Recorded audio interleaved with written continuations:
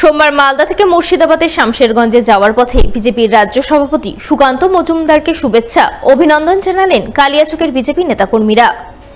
তারা Kaliachak BJP party অফিসের সামনে বিজেপির রাজ্য সভাপতির গাড়ি থামিয়ে রাজ্য সভাপতির হাতে পুষ্পস্তবক তুলে দিয়ে তাকে শুভেচ্ছা জানান। শুভেচ্ছা গ্রহণের পর বিজেপির রাজ্য সভাপতি সুকান্ত মজুমদার দলীয় নেতাকর্মীদের সঙ্গে সংক্ষিপ্ত আলাপচারিতা সারেন। তাদের ঐক্যবদ্ধ হয়ে মাঠে ময়দানে নেমে দলের কাজ করার বার্তা দেন।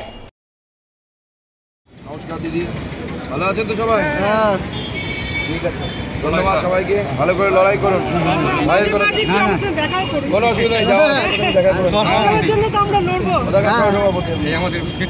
আচ্ছা, ঠিক আছে, সবাইকে নমস্কার।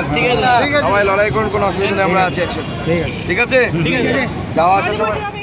পঞ্চায়েত সমিতির কাজকর্ম পরিচালনা নিয়ে তৃণমূলের আভ্যন্তরীণ কোন্দল প্রকাশ্যে এলো মালদার রতুয়া ২ নম্বর ব্লকে।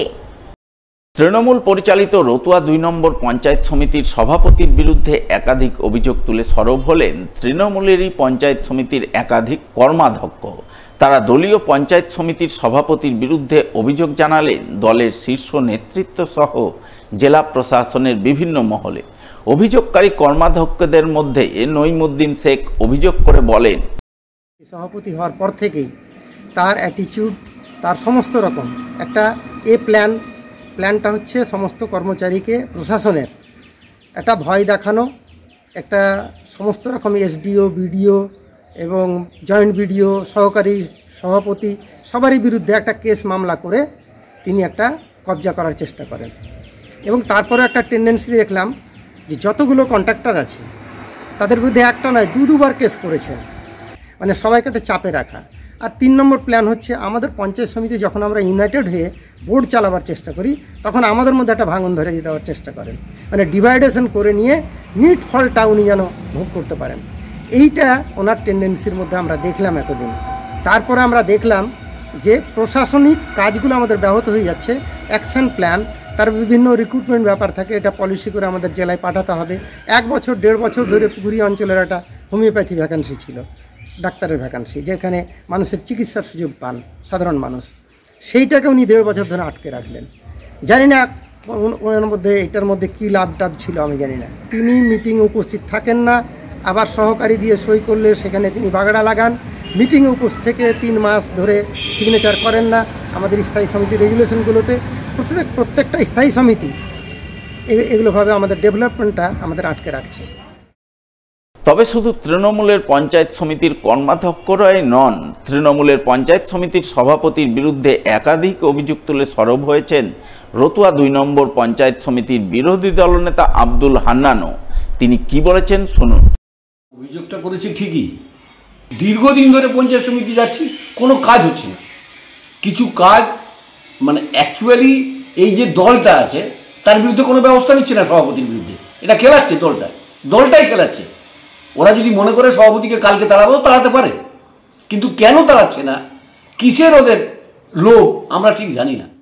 যদিও সমস্ত অভিযোগ ভিত্তিহীন বলে উড়িয়ে দিয়ে উল্টে অভিযোগকারীদের বিরুদ্ধেই দুর্নীতির অভিযোগ তুলে সরব হয়েছেন তৃণমূল পরিচালিত রতুয়া ২ নম্বর পঞ্চায়েত সমিতির সভাপতি আমির Uddin.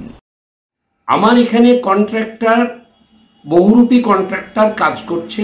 Government can not be run by the contractors, এটা আমি বলেছি। আমার সর্বোচ্চ নেতৃত্বও জানে জেলা লেভেলের, যেখানে কেউ কখনই বিজেপি